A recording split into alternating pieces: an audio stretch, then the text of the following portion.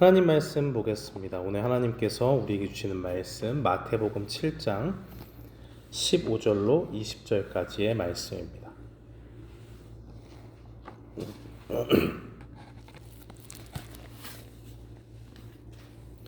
신약성경 마태복음 7장 15절로 20절까지의 말씀,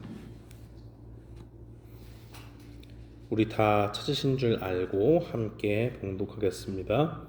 거짓 선지자들을 삼가라. 양의 옷을 입고 너희에게 나오나 속에는 노략질하는 일이라. 그들의 열매로 그들을 알지니 가시나무에서 포도를 또는 엉겅퀴에서 무화과를 따겠느냐. 이와 같이 좋은 나무마다 아름다운 열매를 맺고 못된 나무가 나쁜 열매를 맺나니 좋은 나무가 나쁜 열매를 맺을 수 없고 못된 나무가 아름다운 열매를 맺을 수 없느니라. 아름다운 열매를 맺지 아니하는 나무마다 찍혀 불에 던져지느니라. 이러므로 그들의 열매로 그들을 알리라. 아멘. 저는 본문 말씀 마태복음 7장 15절로 20절 말씀을 통해서 열매로 그들을 알리라 라는 제목으로 주의 말씀을 선포하겠습니다. 한국의 아파트 브랜드 중에 아주 고급 이미지를 가진 아파트 브랜드가 있습니다. 고객에게 특별한 삶의 수준을 경험하게 하는 고품격 아파트다라는 모토를 가지고 2002년부터 지어지기 시작했어요. 그런데 이 아파트가 처음에 강남의 주요 도시를 이제 차지하고 거기에 세워지게 되었습니다. 그리고 아주 광고료가 높은 이미지가 좋은 분을 섭외를 해서 그분을 광고 모델로 삼았어요. 그러니까 사람들이 딱 보기에 야, 저기는 정말 고급이다, 최고급이다 라는 생각을 하게 됐습니다. 그리고 작년과 최근까지만 해도 사람들이 가장 선호하는 아파트 브랜드가 되었습니다. 값비싼 땅에 건물을 짓고 유명한 배우를 통해서 광고를 하니까 사람들이 선망하는 그런 아파트가 되었죠. 그런데 지난 4월에 새로 짓고 있던 이 브랜드 아파트 현장에서 지하 주차장이 무너졌습니다. 다행히 주말이라서 일하는 사람이 없었기 때문에 인명피해는 없었습니다. 근데 이 사건의 원인을 규명하기 위해서 꾸려진 조사단의 결과는 충격적이었습니다. 무너진 지하 주차장의 붕괴 원인이 있어야 할 곳에 철근이 없었기 때문이다 라는 그러한 내용이었어요. 건물의 가장 아래에 있는 지하 주차장이 어느 곳보다도 튼튼하게 건물을 받쳐줘야 되죠. 그런데 그곳에 마땅히 있어야 할 기둥에 철근이 없다. 그래서 무너지게 되었다라는 것을 생각하니 사람들이 참 기가 찰 노릇이다 라고 그렇게 이야기를 합니다. 뿐만 아니라 사고 현장의 콘크리트 강도도 기준치에 미치지 못할 만큼 약했다고 합니다. 사람들이 이 소식을 들었을 때에 어떻게 반응했을까요? 사람들이 인터넷 한 게시판에 이 아파트 브랜드의 이름을 지으면 어떻게 하겠느냐 라고 후보를 몇 개 딱 줘줬는데 그 중에 제일 많은 사람의 투표를 받은 게 순살자이라고 하죠. 이 자이라는 브랜드가 이 아파트 브랜드 이름인데 순살자이래요. 뼈가 없는 순살, 그 먹기 편하잖아요. 아무것도 없고 그런 것처럼 이 아파트가 겉보긴 좋아 보이지만 순살처럼 부드럽고 그냥 언제든지 무너질 수 있다, 이런 조롱의 의미를 담아서 그렇게 이야기하는 겁니다. 사랑하는 성도 여러분, 가장 좋아 보였던 아파트가 한순간에 조롱이 대상이 된 이유는 무엇입니까? 눈에 보여지는 것으로 소비자들을 속였기 때문입니다. 비싼 땅, 강남 땅 한복판에 지어지고 그렇게 또 많은 투자를 해가지고 사람들에게 좋은 아주 고급진 이미지의 연예인들을 이렇게 광고 모델로 삼아서 하니까 사람들은 당연히 그게 튼튼할 것이라고 생각했죠. 그러나 안을 들여보니까 부실공사가 따로 없고 시공사가 건물을 부시고 우리가 이제 다시 잘 짓겠습니다 라고 이야기해도 사람들은 불안에 떨고 있습니다.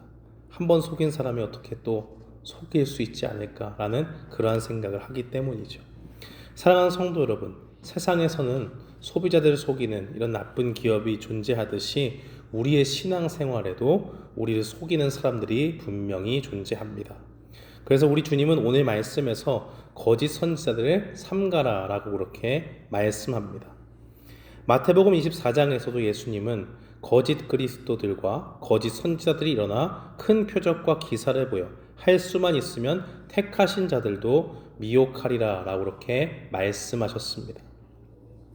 오늘날에도 수많은 이단들이 사람들을 속이고 있습니다. 이것은 이상한 것이 아니라 예수님이 미리 말씀하신 것입니다. 하나님을 대적하는 거짓 선지자들의 활동이 있다는 것 예수님은 미리 아시고 우리에게 경고하셨습니다. 어떤 이단들은 건전한 교회를 무너뜨리기 위해서 교회에 잠입하기도 해요. 바로 자신들의 정체를 드러내지 않습니다. 몇 년 동안 사람들의 신망을 딱 사요.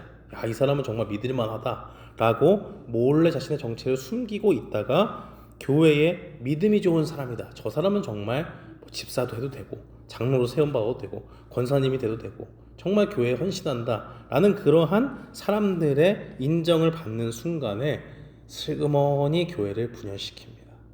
목회자를 몰아내고 쫓아내는 방식으로 교회를 혼란에 빠뜨리기도 합니다. 종말이 오기 전에 거짓 선지자들의 활동은 계속됩니다. 그러므로 우리는 거짓 선지자들을 언제나 경계해야 되고 그들의 정체가 무엇이고 그들을 어떻게 분별할 수 있는지 분명히 알아야 됩니다. 하나님의 말씀은 누가 거짓 선지자라고 이야기합니까? 첫 번째는 하나님의 말씀이 아니라 자기의 생각을 전하는 사람이 거짓 선지자다 말합니다. 예레미야 23장 16절과 17절 말씀은 증거하기를 만군의 여호와께서 이와 같이 말씀하시되 너희에게 예언하는 선지자들의 말을 듣지 말라. 그들은 너희에게 헛된 것을 가르치나니 그들이 말한 묵시는 자기 마음으로 말미암은 것이요 여호와의 입에서 나온 것이 아니니라.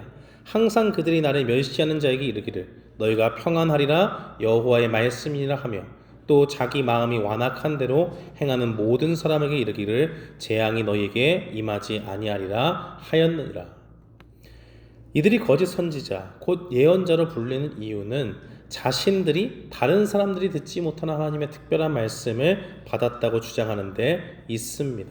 그런데 그것이 하나님의 말씀과 일치하지 않기 때문에 그들을 거짓 선지자라고 부릅니다.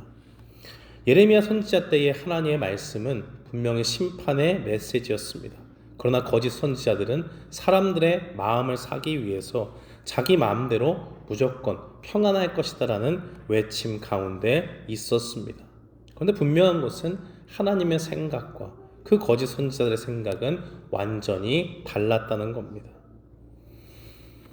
듣기에는 평안하다라고 하면 제일 좋죠.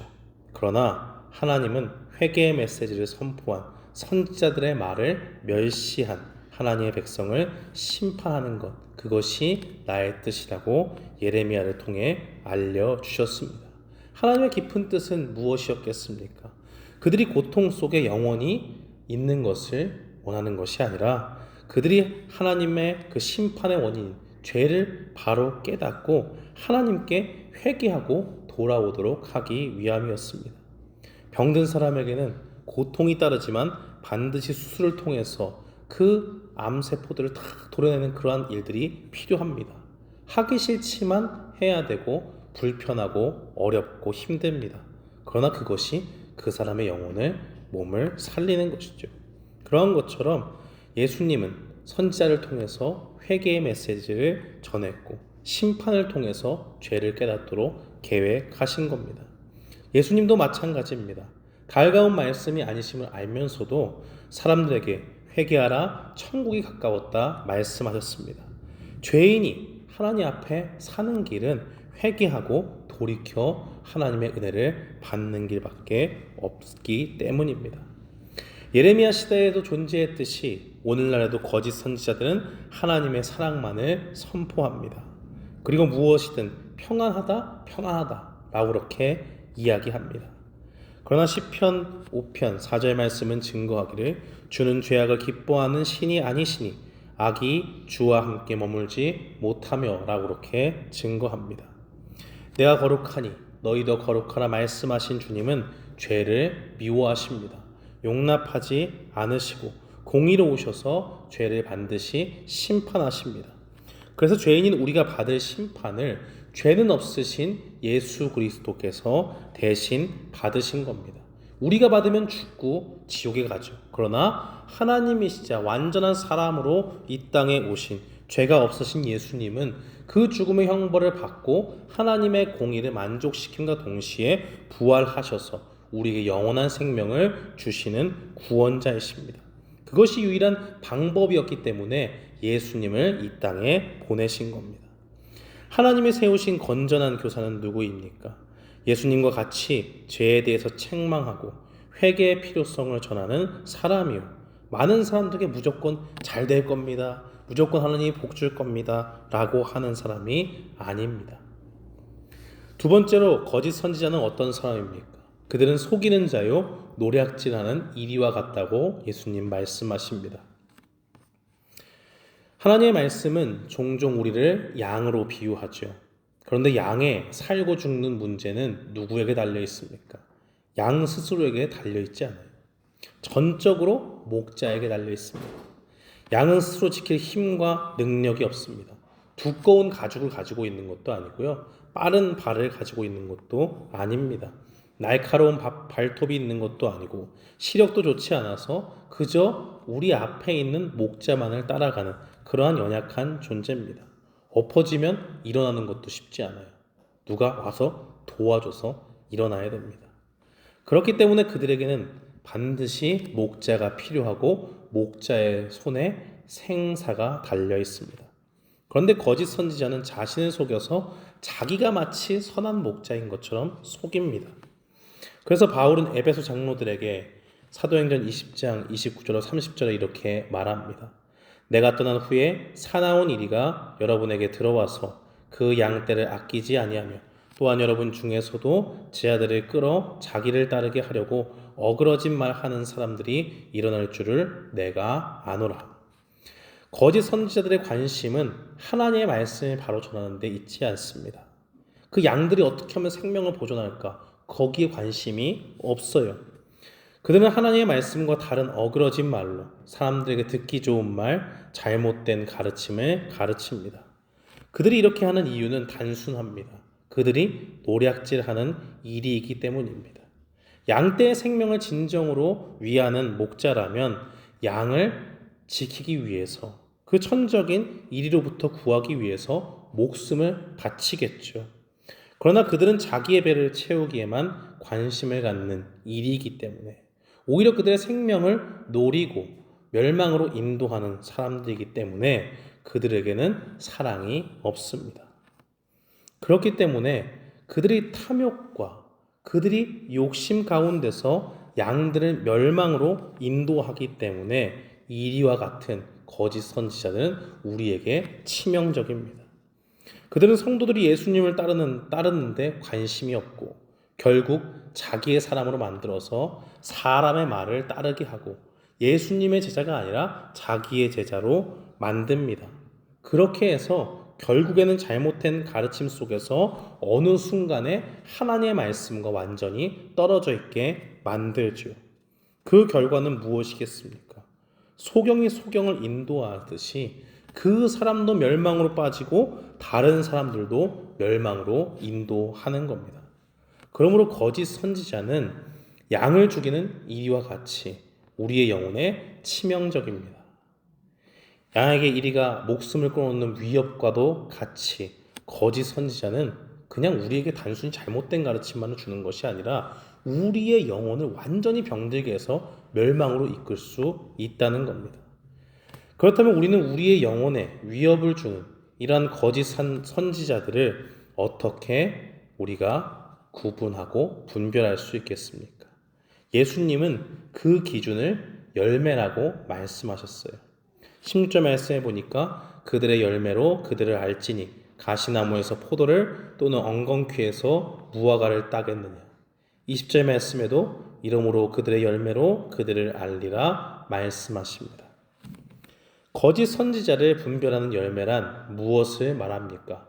세 가지를 기억하시면 돼요.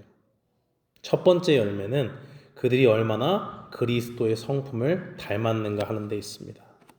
갈라디아서 5장에서 바울은 성령의 열매를 이야기하면서 그리스도 안에 있는 사람, 성령님의 인도를 받는 사람들이 어떠한 열매를 맺는지를 분명히 증거하고 있습니다.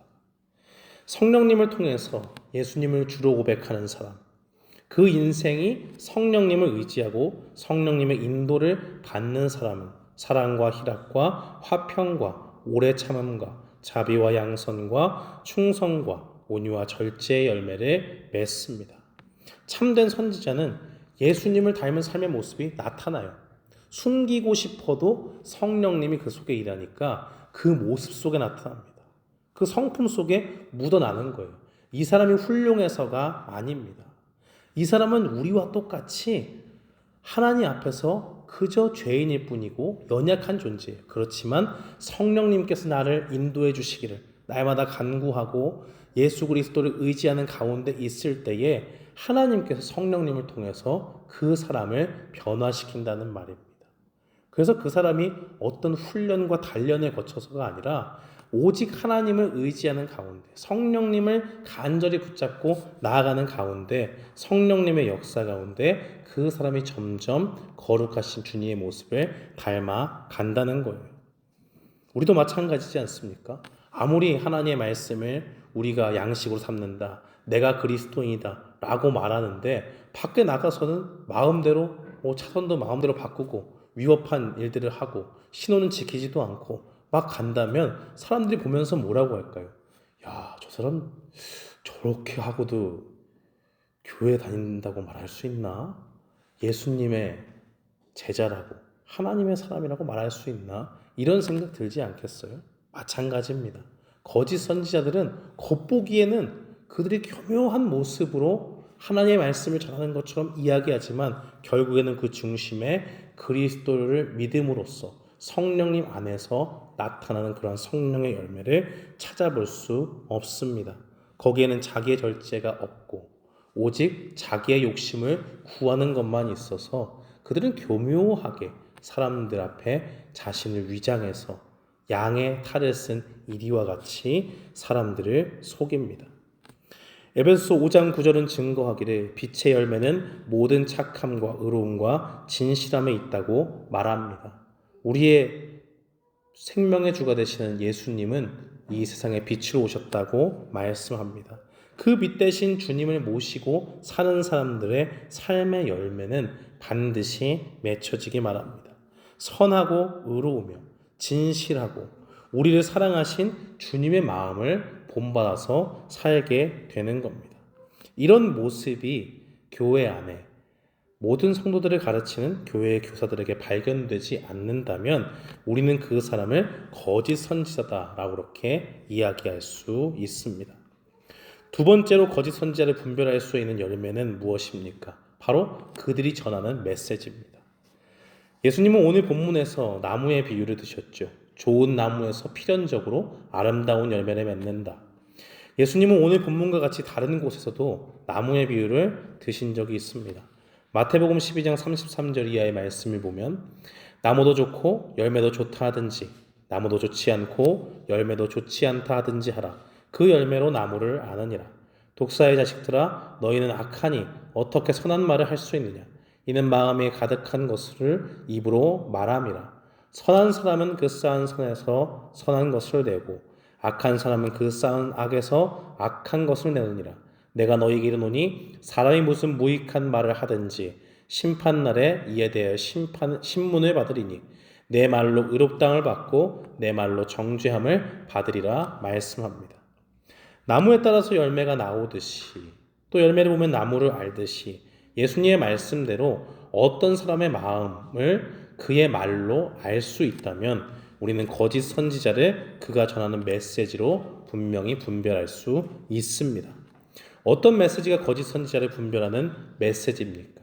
사도 요한은 우리에게 예수 그리스도에 대한 바른 신앙 고백이 없는 사람, 그 사람을 거짓 선지자다 말합니다.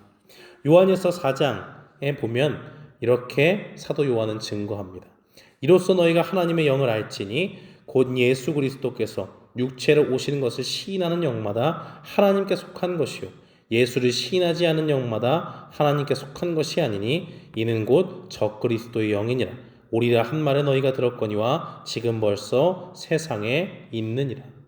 예수님이 육신의 몸을 입고 이 땅에 오신 것을 부인하는 사람, 바로 그 사람이 거짓 선지자다라고 말씀하고 있습니다.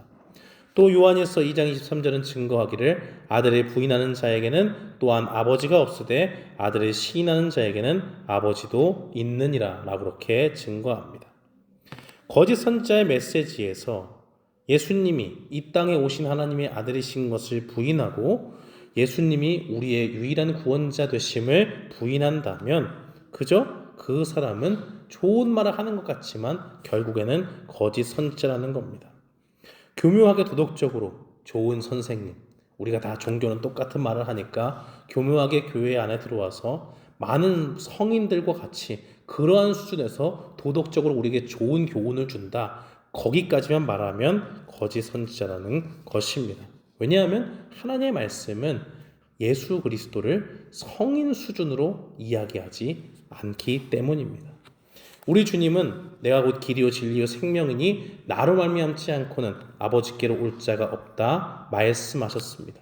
또 하나님께서는 세상을 이처럼 사랑하사 이 땅에 독생자를 주셨고 그 예수 그리스도를 믿는 사람마다 멸망치 않고 영생을 얻게 해주신다 말씀하셨습니다. 그러므로 예수님이 하나님의 아들이신 것과 우리의 유일한 구원자로 이 땅에 오신 것을 부인하면 그 사람은 거짓 선지자라 할 수 있습니다. 마지막으로 거짓 선지자를 분별할 수 있는 열매는 그들이 끼치는 영향력입니다. 디모데후서 2장 16절과 18절은 교회 안에 아주 잘못된 선생들이 있었음을 말하고 있습니다. 망령되고 헛된 말을 버리라. 그들은 경건하지 아니함에 점점 나아가니 그들의 말은 악성 종양이 퍼져나감과 같은데 그 중에 후메네오와 빌레도가 있느니라. 진리에 관하여는 그들이 그릇되었도다. 부활이 이미 지나갔다 하므로 어떤 사람들의 믿음을 무너뜨리냐. 후메네오와 빌레도는 에베소 교회에서 활동한 영지주의자들이었습니다. 영지주의는 영적인 것은 선하고 육체는 악한 것으로 보았죠. 그러니까 이 사람들이 영지주의 영향을 받았다라고 하는 것은 영적으로 우리의 영혼이 구원받은 것은 인정해요. 그런데 이 땅에 예수 그리스도께서 우리와 같은 육체를 입고 오신 것은 부인합니다. 그러다 보니까 그 육체, 그 사람들 입장에서, 영지주의자들 입장에서는 거룩하지 않고 죄악된 육체의 몸을 입고 이 땅에 오신 것도 말이 안 되는데 그것을 가지고 부활하셨다. 육체의 부활을 가지고 3일 만에 살아나셨다라고 하는 것은 절대로 믿을 수가 없는 겁니다. 그렇기 때문에 그들은 예수 그리스도의 육체의 부활과 그 부활의 실제성을 부인했습니다. 이들의 영향력이 바울의 말에 의하면 악성 종양처럼 교회에 퍼지니 사람들의 믿음이 무너졌다라고 그렇게 이야기하고 있습니다. 그러나 반면에 바울의 모습을 보십시오. 바울은 소망이 없는 사람에게 소망을 전했습니다. 사람의 그럴싸한 말로 전하는 것이 아니라 바로 그리스도께서 우리를 위해서 죽으시고 부활하신 그 사건을 사실로 믿음으로 고백했기 때문입니다. 고린도전서 15장 22절 말씀은 증거하기를 아담 안에서 모든 사람이 죽은 것 같이 그리스도 안에서 모든 사람이 삶을 얻으리라 라고 그렇게 증거합니다. 우리는 예수님을 믿지만 정말 우리에게 부활이 없다라면 이 세상의 그 어떤 사람보다도 가장 비참한 사람이 아니겠느냐라고 이야기하면서 예수님은 진짜로 살았다. 예수님은 3일 만에 부활하시고 우리도 장차 예수님처럼 그렇게 부활할 것이다 라고 이야기하면서 사람들에게 소망을 전하는 겁니다. 완전히 두 가지 다른 악영향과 좋은 영향의 모습들이 보여지는 것이죠. 그러므로 우리는 선지자들 또는 거짓 선지자들의 모습을 바라볼 때 그들이 어떠한 영향을 교회에 끼치는가라는 것을 통해서 그 사람들이 거짓 선지자인지 아니면 주님으로부터 온 참된 선지자인지를 알 수 있습니다. 사랑하는 성도 여러분, 우리는 이 세 가지 열매, 전하는 사람의 성품이 얼마나 예수님과 닮았는지, 그들이 전하는 메시지가 예수님에 대해서 바로 고백하는 것인지, 그들이 끼치는 영향이 무엇인지를 통해서 거짓 선지자를 분별할 수 있습니다. 우리는 이 악한 세대 속에서 우리를 속이는 사탄의 영이 있음을 분명히 기억해야 됩니다. 사탄은 자기를 광명한 천사처럼 가장하듯이 우리의 믿음을 흔들기 위해서 거짓 선지자들을 보냅니다. 그때 우리는 악한 영에게 속지 않기 위해서 오늘 배운 세 가지 열매로 거짓 선지자들을 분별해야 됩니다. 예수님은 그들을 열매로 안다고 하셨는데 우리는 이 메시지를 결코 우리의 삶과 동떨어진 말로 여겨서는 안 됩니다. 우리가 참된 성도인지 아닌지를 분별하는 것도 바로 이 열매에 달려있기 때문입니다. 거짓 선지자를 분별하는 기준을 통해서 우리는 우리 자신도 살펴볼 필요가 있습니다. 우리는 좋은 열매를 맺기 위해서 무엇을 해야 됩니까?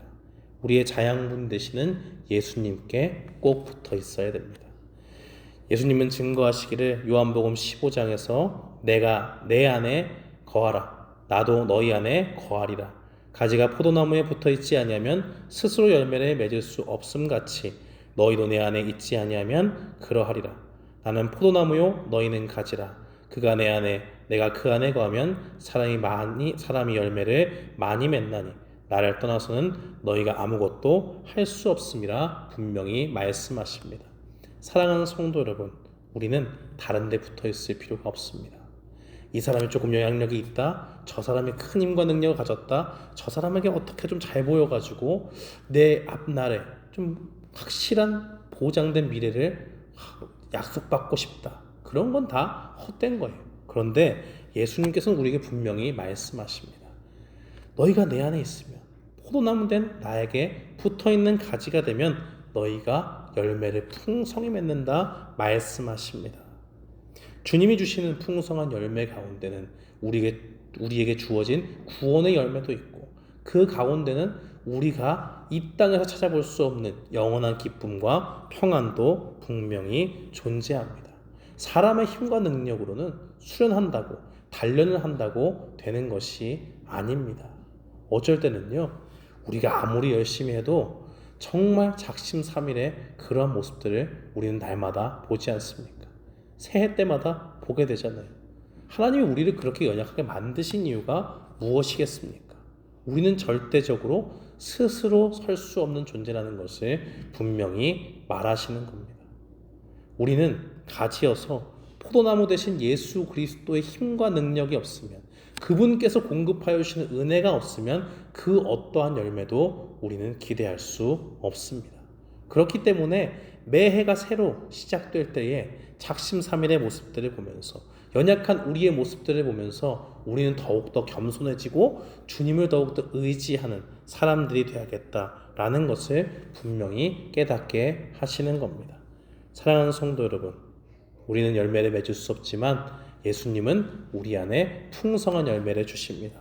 오늘 이 말씀을 통해서 거짓 선지자를 분별하는 세 가지 열매를 마음에 새기고 우리 자신도 좋은 열매를 맺기 위해서 예수님을 의지하고 주님이 주시는 힘과 능력으로 좋은 열매를 맺는 우리가 되기를 주님의 이름으로 축원합니다. 아멘.